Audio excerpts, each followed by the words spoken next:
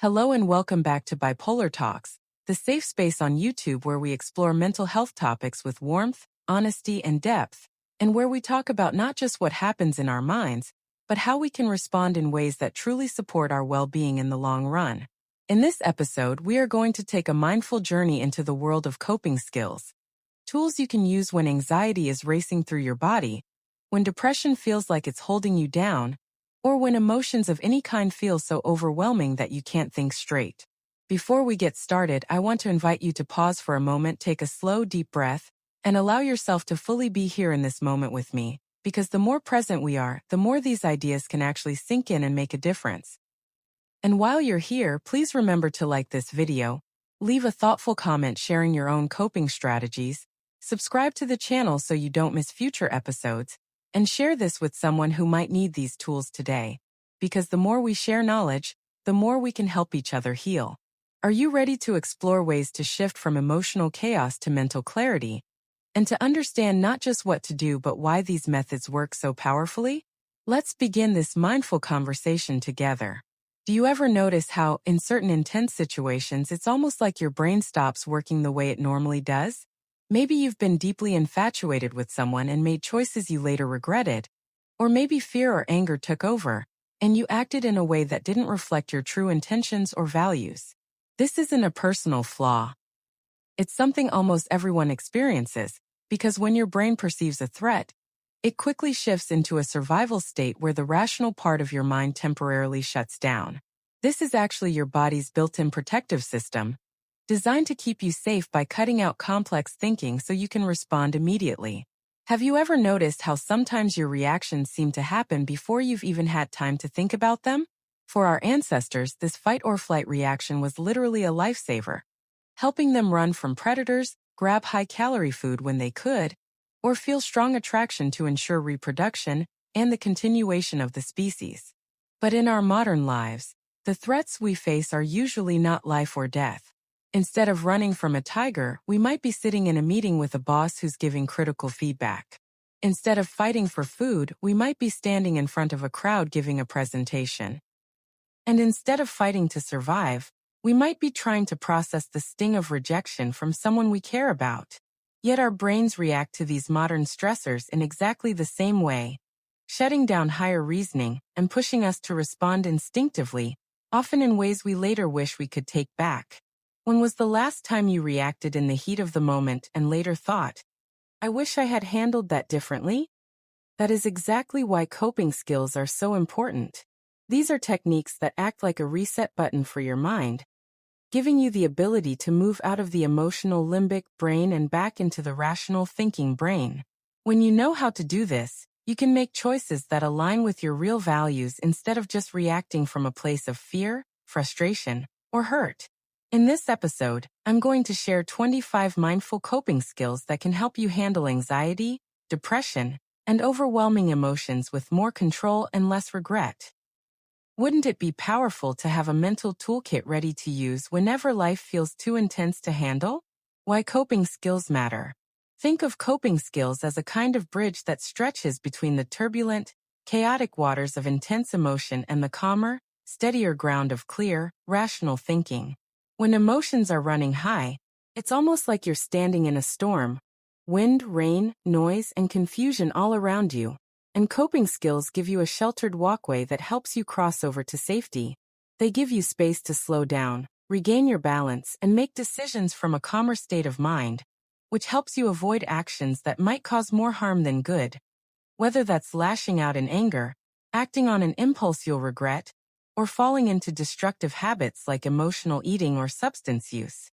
Wouldn't it feel empowering to know you have the ability to pause and choose your next step, even in the middle of an emotional storm? It's important to remember, though, that coping skills are not a magic solution. They don't erase the root problem, and they're not meant to replace actual problem solving. What they do is buy you the time and mental space you need so you can return later, when your head is clear, to address the real issue. I learned this lesson in a very personal way during a volunteer trip in Argentina. My team and I were pouring everything, physically, emotionally, spiritually, into helping the community we were assigned to. Then, in a meeting late one night, A local leader told us outright that the people we were helping had no hope and that we were doing a terrible job. We left that meeting completely drained, frustrated, and ready to give up. One of my coworkers called our supervisor in tears, and do you know what he told us? He simply said, "Go to bed. Things will look better in the morning." At first, it felt too simple to be helpful, but he was right. The next day, after rest, we were calmer, clearer, and able to approach the problem with fresh eyes. And that's exactly what allowed us to find a way forward.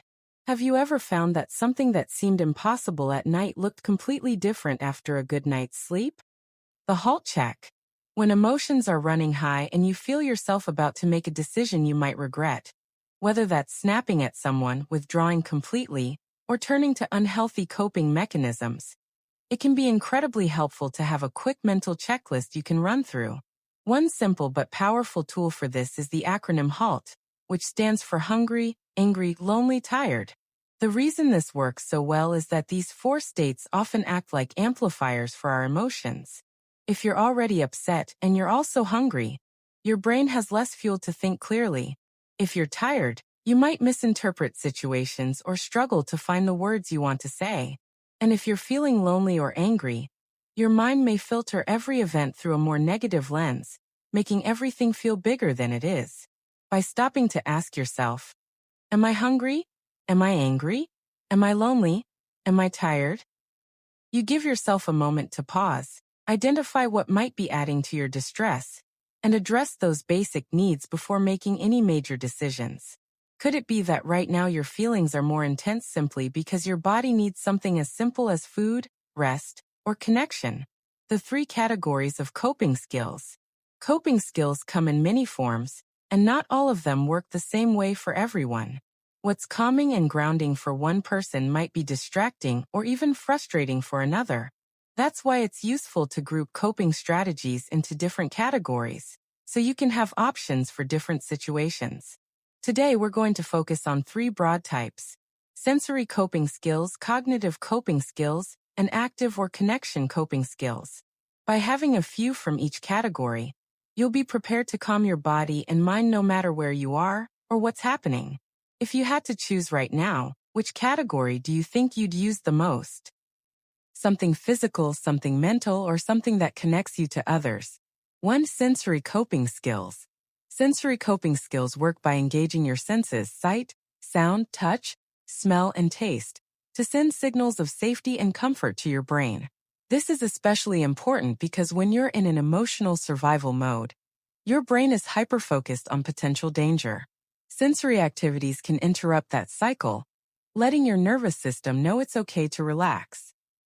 Examples include stepping outside for a deep breath of fresh air and feeling the change in temperature on your skin, taking a short walk and noticing the rhythm of your footsteps, listening to music that soothes or energizes you, holding on to a comforting texture like a blanket or a rosary, smelling something pleasant like fresh flowers or essential oils, getting a massage to release physical tension, exercising to move the stress through your body, taking a warm shower to feel the muscles, unwind, splashing your face with cold water to reset your nervous system, or working with your hands by knitting, sewing, or building something.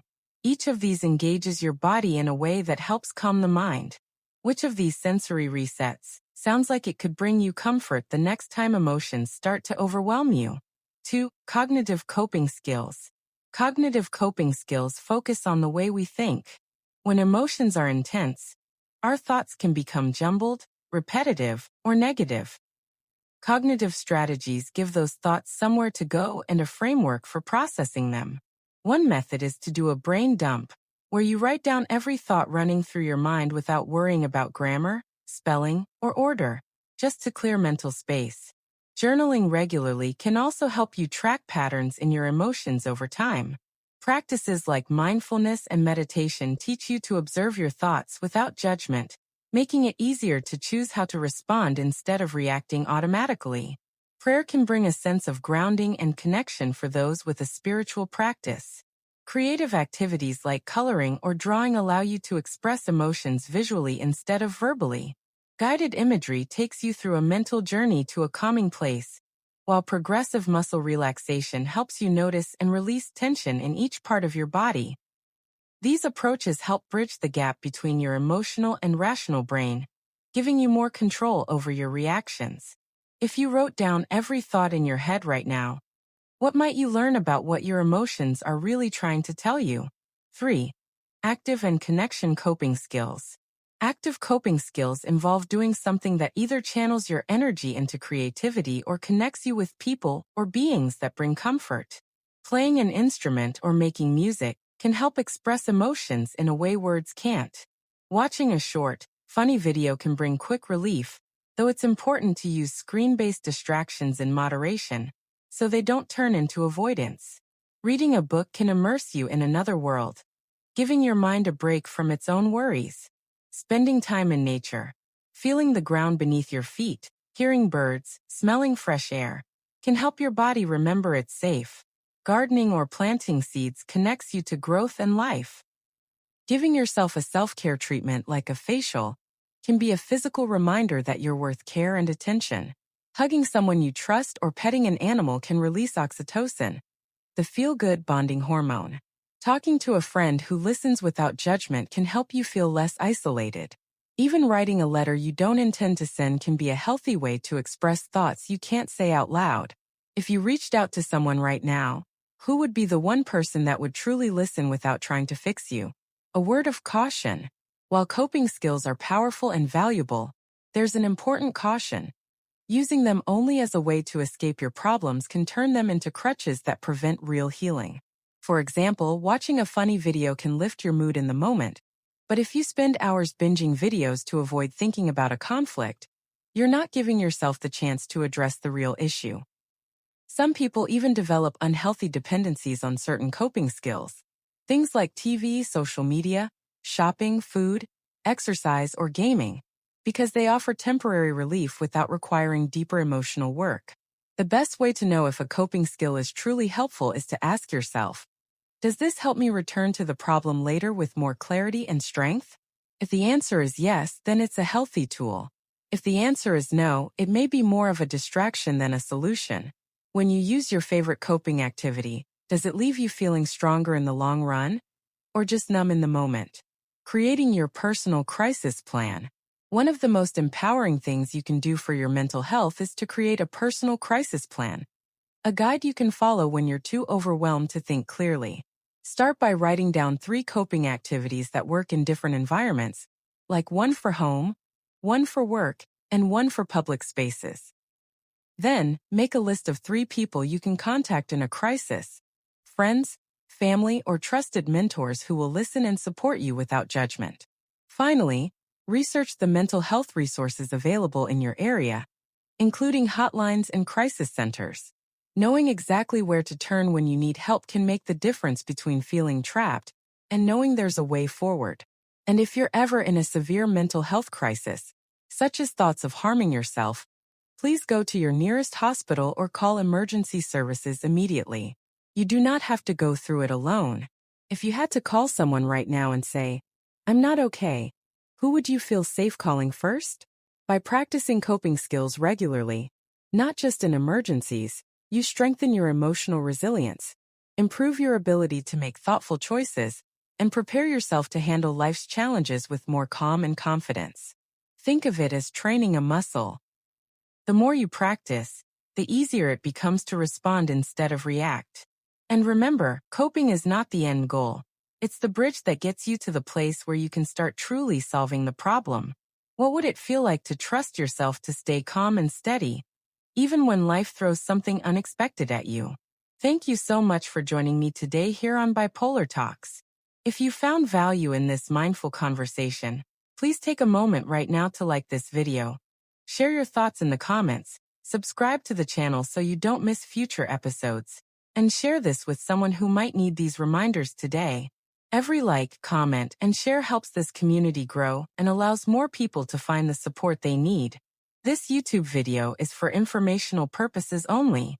It is not medical advice, and it is not a substitute for professional diagnosis or treatment. Please continue consulting with qualified experts or licensed mental health professionals for guidance tailored to your personal situation.